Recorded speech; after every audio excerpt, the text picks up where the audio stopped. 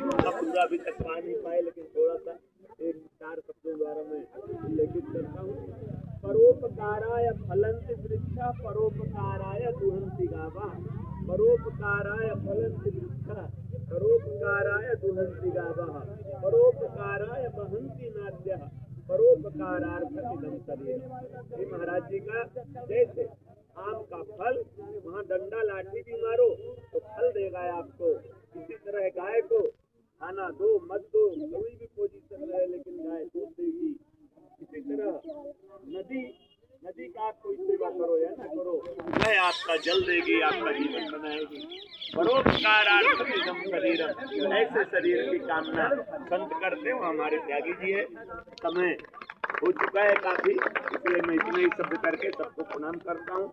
नागपुर की जनता की तरफ से स्वामी जी को जन्मदिन की बधाई देता हूँ। जय